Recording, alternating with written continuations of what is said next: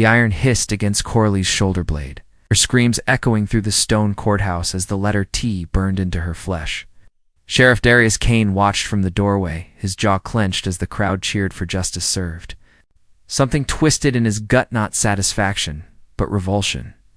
"Let this be a lesson to all thieves," Mayor Grimwald bellowed, wiping sweat from his brow as he stepped back from Coralie's trembling form. The young woman hung from iron shackles, her dark hair matted with blood, her torn dress barely covering the fresh brand that would mark her forever. Darius had seen many criminals punished in his 5 years as sheriff of Ravenshollow, had looked at him with such fierce, unwavering eyes. Even through her agony, Coralie's gaze held no guiltily defiance, and something that looked disturbingly like truth. "Take her to the stocks," Grimwald ordered. 3 days public shame, then banishment. As the guards dragged Coralie away, Darius found himself following.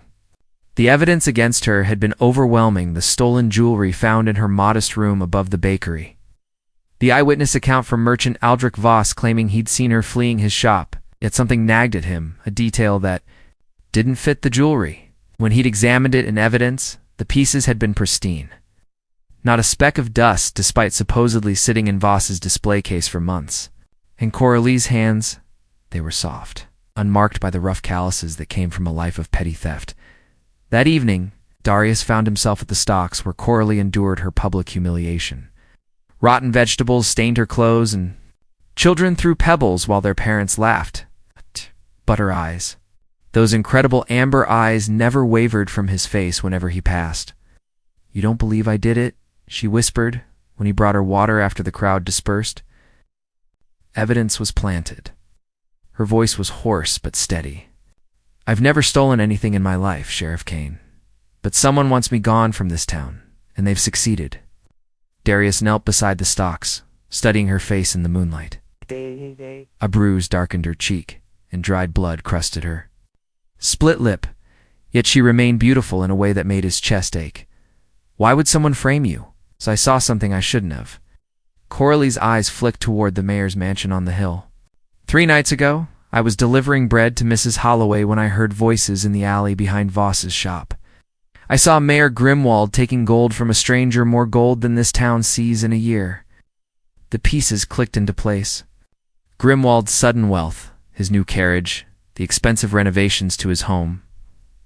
What did the stranger look like? Tall, pale, with a scar across his throat. He spoke with an accent maybe from the Eastern Territories. Coralie leaned forward. "As much as the stocks allowed, they saw me, Sheriff." The stranger pointed right at me. Darius felt his world shifting. If Coralie was telling the truth, then he'd just watched an innocent woman be branded and tortured. The thought made him sick. But more than that, it made him angry. "I'll find the truth," he promised, his hand hovering over hers. "It's too late for truth to save me," she said sadly. "But maybe it can save others." As he walked away that night, Darius knew his life had changed forever. Not just because of the injustice he'd witnessed, but because of the woman who'd endured it with such grace. Coralie had awakened something in him and need to protect, to fight, to love. Darius began his investigation before dawn, starting with Aldrich Voss's shop. The merchant was nervous, his hand shaking as he unlocked the door. "Terrible business with that thief girl," Voss muttered, avoiding Darius's eyes. "Good thing we caught her before she could steal more." "About that," Darius said, examining the display case. "Show me exactly where the jewelry was kept." Voss pointed to a corner case, but Darius noticed something odd. The velvet lining showed impressions of the stolen pieces, but they were too clean, too perfectly preserved. If the jewelry had sat there for months as claimed, there should have been some dust accumulation around the impressions. "Last clean this case?" Darius asked. Every day, of course. Can't have dusty merchandise." But Darius had visited the shop numerous times, and the cases were always somewhat dusty. He filed this observation away and continued his questioning. At the courthouse, he reviewed the evidence again. The jewelry, 3 gold bracelets and a ruby necklace, was indeed expensive. Worth more than most townspeople earned in a lifetime. It's too expensive for Voss's modest shop, now that he thought about it. That afternoon, Darius visited Coralie again. She'd spent 2 days in the stocks now, and her condition had deteriorated. Her lips were cracked, her branded shoulder infected and swollen. "I need to get you to a doctor," he said, bringing fresh water and clean bandages. "The mayor forbids it," she replied weakly. "Says criminals don't deserve medical care." Rage burned in Darius's chest. "I'm the sheriff. I say you need medical attention." He helped her drink and gently cleaned her wounds, trying to ignore how her breath caught when he touched her.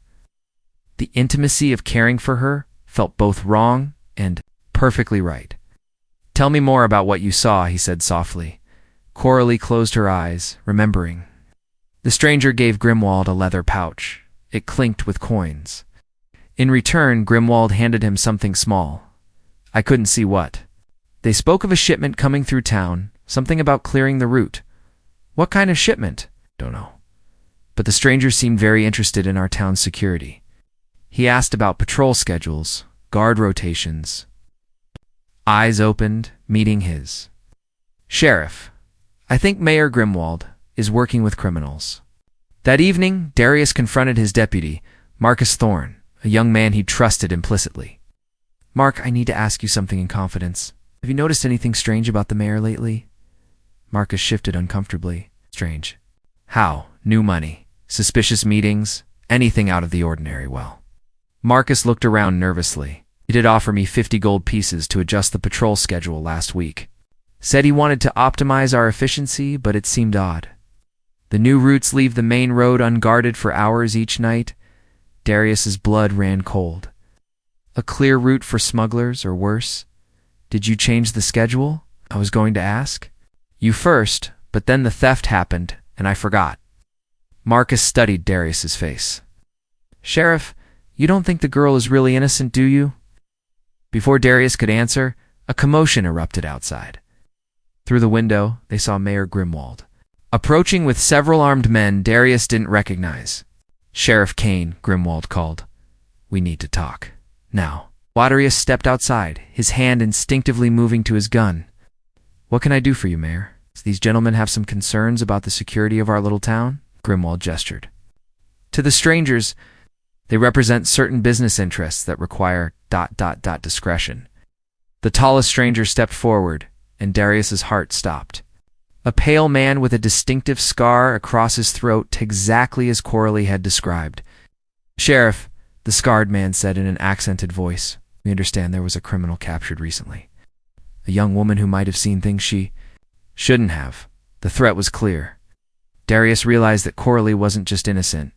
She was in mortal danger. And somehow he'd become her only protector. "The thief is being punished according to law," Darius replied carefully. "Good." The stranger smiled, revealing gold teeth. "You wouldn't want any ... complications." As the group left, Darius knew his next move would determine not only Coralie's fate, but his own. That night, Darius made a decision that would brand him as surely as any hot iron. He couldn't let Coralie die for witnessing Grimwald's corruption. Even if it meant betraying his oath as sheriff, under cover of darkness, he approached the stocks. Coralie was barely conscious, fever burning through her infected wound. The brand on her shoulder had festered, and without immediate medical attention, she would die anyway. "Can you walk?" he whispered, working quickly to unlock her restraints. Her eyes fluttered open. "Sheriff, what are you saving your life? Those men who came to see me today, one matched your description exactly. They're planning to kill you." Coralie tried to stand, but collapsed against him.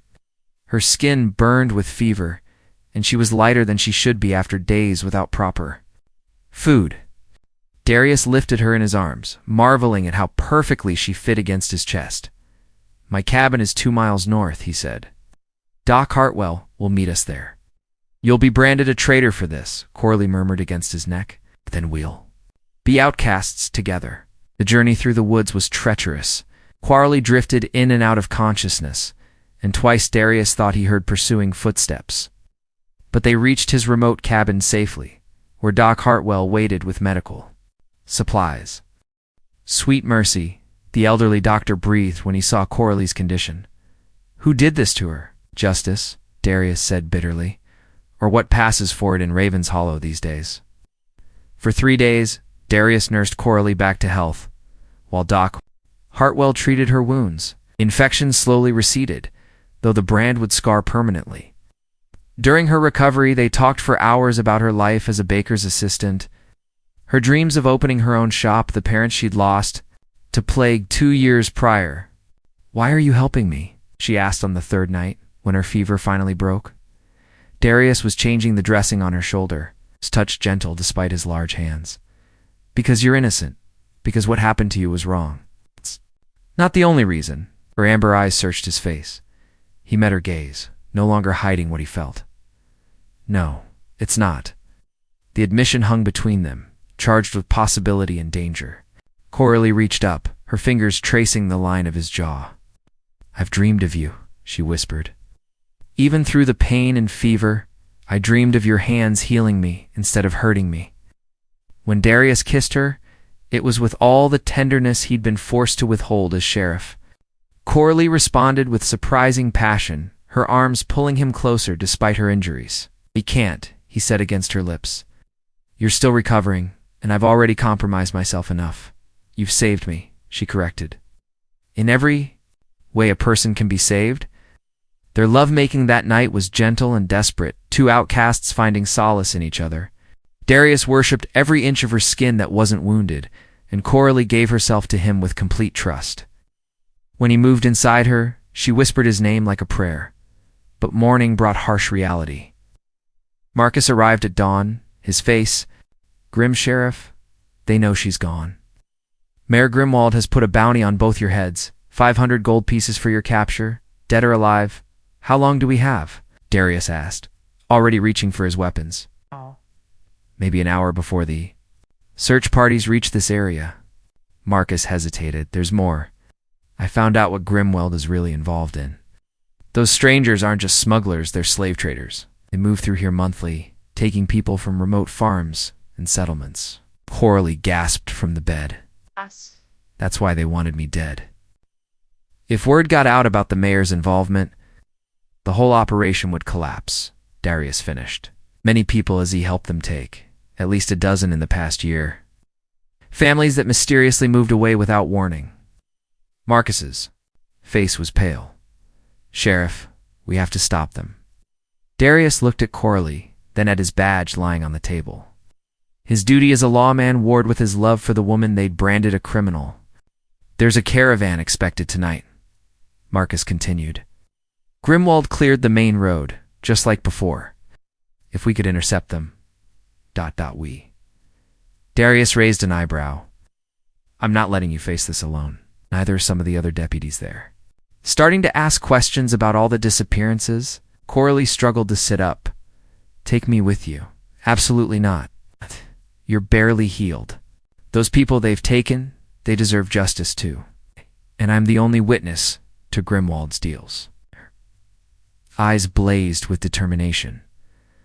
"I won't hide while others suffer what I've suffered." Darius realized he was looking at a woman transformed. The gentle baker's assistant had become a fierce crusader for justice. Shaped by her own wrongful punishment, the confrontation came at midnight on Devil's Ridge. The main road wound through rocky terrain perfect for ambush. Darius had positioned his loyal men strategically. While Coralie waited in hiding with Doc Hartwell, ready to tend wounded and serve as witness to whatever transpired, the slave caravan was larger than expected. 6 wagons escorted by armed riders, their cargo hidden beneath canvas covers. But it was the sounds that confirmed their worst fears. Muffled cries, the rattle of chains, desperate whimpering from within the wagons. "At least 30 prisoners," Marcus whispered from his position. "Maybe more." Darius felt sick. How many people had suffered while he'd unknowingly enforced Grimwald's version of justice? But tonight would end it all. Mayor Grimwald arrived precisely on schedule. Riding alongside the scarred stranger who'd threatened Coralie, they stopped at the predetermined meeting point, where lanterns cast eerie shadows on the canyon walls. "The route is clear as promised," Grimwald said, accepting another pouch of gold. "No patrols until dawn?" "Excellent," the stranger replied. "Our buyers in the Eastern Territories are most eager for fresh stock, especially the young ones. Darius had heard enough. He stepped into the lantern light, his gun drawn. Sheriff's Department, release the prisoners immediately. Chaos erupted. The slave traders reached for weapons, while Grimwald shouted denials and threats. Gunfire echoed through the canyon as Darius's men emerged from concealment, but the scarred stranger was faster than expected. His shot took Marcus in the shoulder, spinning the young deputy around. In the confusion, Grimwald spurred his horse toward the hidden trail where Coralie waited. "The witness!" he screamed. "Kill the witness!" Darius broke from the main fight, racing through the rocks to reach Coralie first. He arrived just as Grimwald cornered her against a cliff face, his gun leveled at her heart. "You should have died in the stocks like a good little thief," Grimwald snarled. "Now you've ruined everything, like you ruined my life. Branded me for a crime I didn't commit?" Coralie's voice was steady, despite the gun pointed at her. "How many others have you destroyed for your greed? Enough talk?" Grimwald's finger tightened on the trigger. Darius's shot took the mayor's center mass, but not before Grimwald fired. Coralie cried out, blood blooming across her dress as she fell. "No." Darius caught her as she collapsed, his hands frantically. Searching for the wound, a bullet had grazed her ribs. Painful, but not fatal. "I'm all right," she gasped. The prisoners helped them first. By dawn, it was over. The slave ring was broken, 37 people freed from the wagons. Some had been missing for over a year, given up for dead by their families. The surviving traders faced justice while Mayor Grimwald died unrepentant. His ill-gotten gold scattered in the dust, but victory came at a cost. Marcus would carry his wound for life, and several townspeople had been complicit in the mayor's schemes. Trust in Ravenshallow's leadership was shattered. "What happens now?" Coralie asked as Doc Hartwell bandaged her latest injury. Darius looked at his sheriff's badge. Tarnished now by all he'd learned about the corruption he'd unknowingly served. "I don't know. The territorial governor will have to appoint a new mayor. Investigate the whole mess. And you." He touched her cheek gently. "You'll need that brand legally removed, your name cleared. Will that give me back my life? My reputation? It'll give you justice. Real justice this time." Coralie leaned into his touch. "And what about us? Disgraced sheriff and a woman branded as a thief, we make quite a pair. Make each other whole," Darius replied, pulling her close. "Whatever comes next, we'll face it together." 3 weeks later, Territorial Governor Nathaniel Cross arrived in Ravenshollow with a federal magistrate and a team of investigators. The scope of Grimwald's corruption shocked even seasoned law. Men falsified records, stolen tax revenue, and a network of complicit officials stretching across 3 counties. Darius found himself in the uncomfortable position of being both key witness and suspected accomplice. During his testimony, federal investigators questioned every decision he'd made as sheriff, every arrest, every judgment. "You claim ignorance of Mayor Grimwald's activities," Magistrate Reynolds said coldly, "yet you were his primary law enforcement officer for 5 years. How do we know you weren't involved? 'Cause he risked everything to save an innocent woman?" Marcus interjected from the witness stand, his wounded arm still in a sling. Sheriff Kane chose justice over career, truth over convenience. Testimony proved equally crucial. Her detailed account of witnessing the gold exchange, combined with evidence found in Grimwald's home, provided the foundation for prosecuting the entire conspiracy. But testifying meant reliving her ordeal publicly. Every humiliating detail exposed to scrutiny. "Miss Coralie," the magistrate said gently, "I must ask about your relationship with Sheriff Kane. Some suggest your testimony might be influenced by personal feelings." "Sheriff Kane saved my life," she replied firmly. "But my testimony is based on what I saw and experienced, not on my feelings for the man who showed me the first kindness I'd received in months." The brand on her shoulder had healed into an ugly scar, a permanent reminder of injustice served. But when she spoke, her voice carried a strength that commanded respect. Outside the courthouse, townspeople gathered in worried clusters. Some supported Darius and Coralie, but others remained suspicious. After all, she'd been branded a thief that couldn't be easily forgotten. People are scared, Doc Hartwell told Darius privately. If their sheriff and mayor were corrupt, what else might be lies? They need someone to blame. And we're convenient targets, Darius replied bitterly. That evening, Coralie found him sitting by the river, staring at his badge. She settled beside him, wincing slightly from her healing wound. Having regrets? She asked softly. About saving you? Never. He took her hand, intertwining their fingers. But I destroyed my career, possibly my freedom. The federal investigators might still charge me as an accessory. You followed your conscience. That's more than most men can say. My conscience led me to fall in love with a woman I was supposed to protect from the law, not embrace in defiance of it. Darius turned to study her face in the moonlight. I've compromised everything I believed in, or maybe you found something worth believing in more. Coralie leaned against his shoulder. Before you saved me, I was just surviving day to day, invisible to everyone except his hired help. You saw me as a person worth fighting for. You were always worth fighting for. I was just too blind to see past the evidence planted against you. Hey! Sat in comfortable silence, watching the river flow past. Tomorrow would bring the magistrate's decision about their fates, but tonight they had each other. Whatever happens, Coralie said, I want you to know, even if they send me away, even if we can never be together, loving you has made me whole again. You gave me back my sense of worth. Darius kissed her forehead. And you gave me back my soul. The next morning brought unexpected news. Governor Cross had reviewed all evidence and testimonies. His announcement to the town was brief but momentous. Miss Coralie is hereby cleared of all charges. The theft was fabricated as part of Mayor Grimwald's conspiracy to silence a witness. Her brand will be legally nullified, and the territory will provide compensation for her wrongful punishment. A cheer went up from supporters in the crowd, but Cross wasn't finished. Sheriff Darius Kane acted with exceptional courage in exposing this corruption. However, his methods, removing a prisoner without authorization, abandoning his post while morally justified, were technically illegal. Coralie's heart stopped. Would they punish Darius after all he'd done? Therefore, Cross continued, Sheriff, Kane will be suspended from law enforcement duties for 6 months, then eligible for reinstatement if he chooses.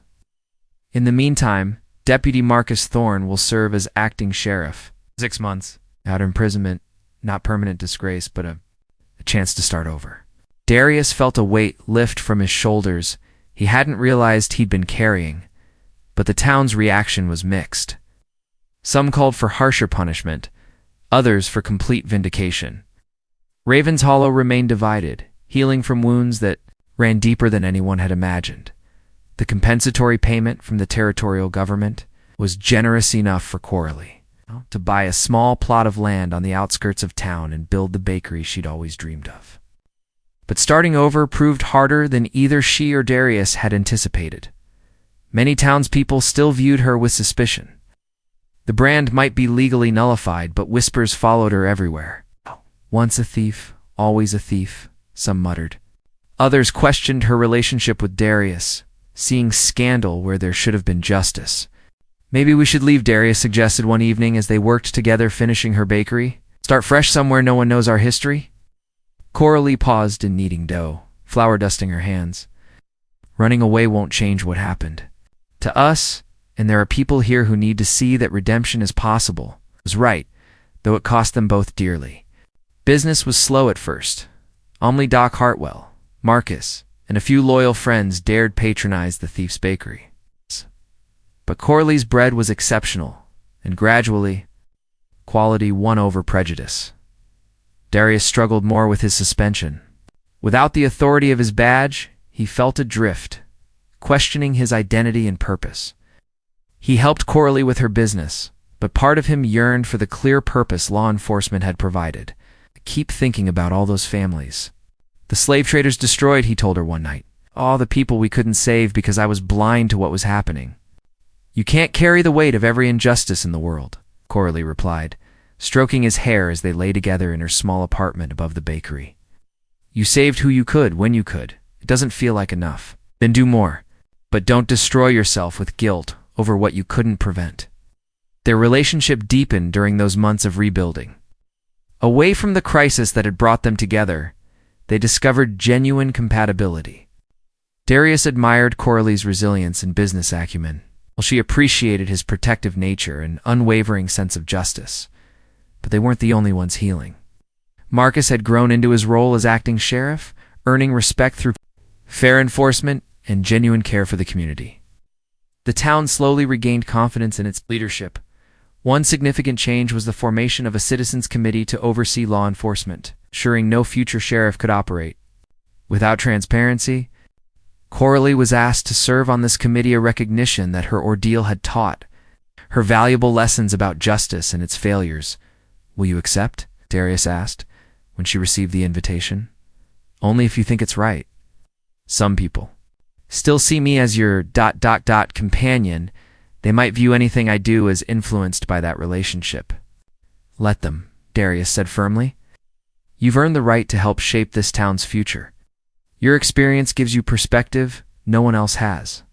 The day Coralie attended her first committee meeting, several established citizens walked out in protest. But others stayed, including Mrs. Holloway, the widow who'd originally commissioned the bread delivery that led to Coralie witnessing Grimwald's meeting. "I should have spoken up for you during your trial," Mrs. Holloway said afterward. "I knew you were a good girl, but I was too frightened to challenge the mayor's word." "Fear makes cowards of us all sometimes," Coralie replied gently. "What matters is that you're here now." The spring turned to summer. Coralie's bakery became a gathering place for townspeople seeking both fresh bread and honest conversation.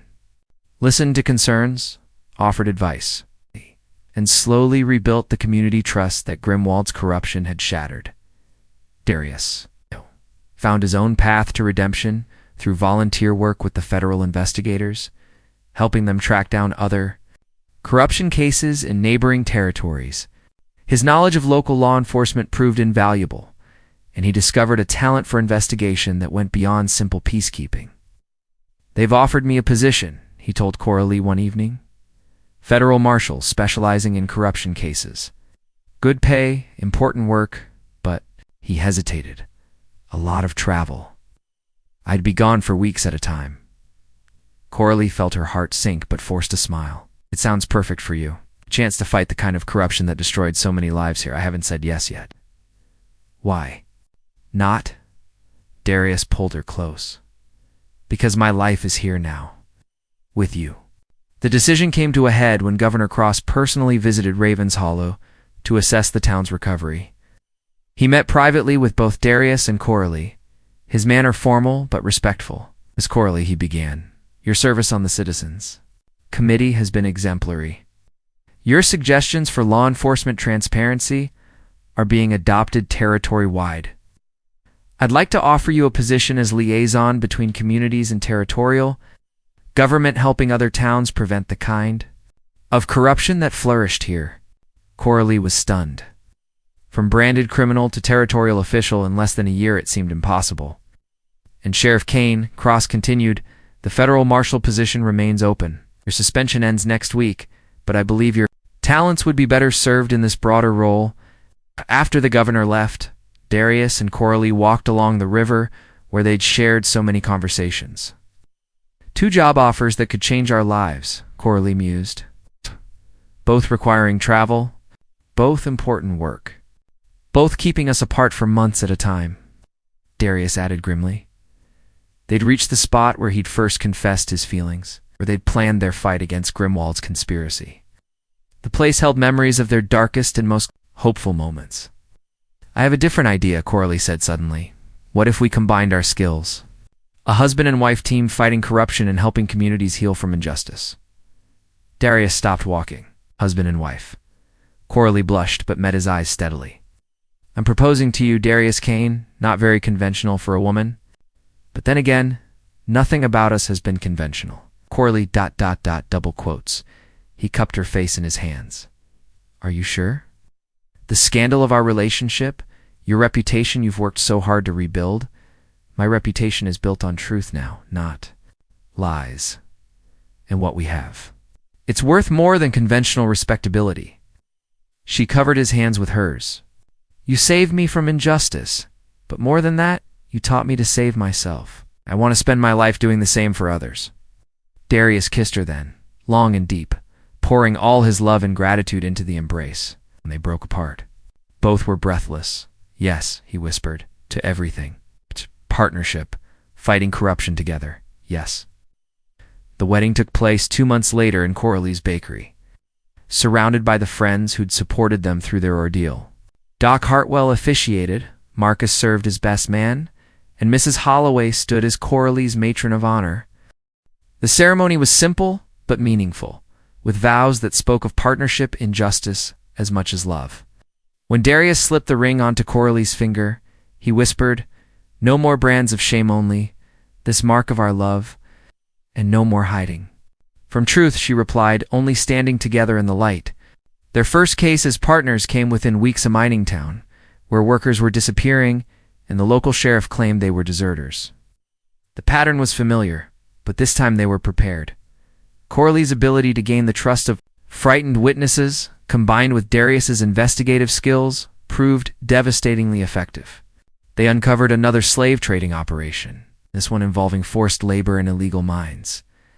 As they rode away from yet another corrupt official's arrest, Coralie reflected on the strange path that had brought them together. "Do you ever wonder? What would have happened if you'd never questioned my guilt?" she asked. "I'd still be a sheriff who saw only evidence, never truth," Darius replied. "I'd have missed the love of my life and let evil flourish under my nose. And I'd have died in those stocks." Another victim of injustice, Coralie reached over to squeeze his hand. "Instead, we're here, fighting the same corruption that once destroyed us." Years later, when their reputation for exposing corruption had spread across multiple territories, people would ask them how they knew when someone was lying. Darius would explain about evidence and investigation techniques, but Coralie would always add the most important truth. "We know what it feels like to be innocent and branded guilty. That knowledge is worth more than all the law books ever written." Their love story began with a branding iron and false accusations, but it became something beautiful, a partnership that transformed personal pain into justice for countless others. In saving each other, they learned to save everyone who came after. The scar on Coralie's shoulder never fully faded, but it no longer represented shame. Instead, it served as a reminder that sometimes the deepest injustices can become the foundation. For the greatest love, then that true justice isn't about punishment, but about protecting the innocent and giving everyone a chance at redemption. In Raven's Hollow, they erected a small monument where the stocks once stood.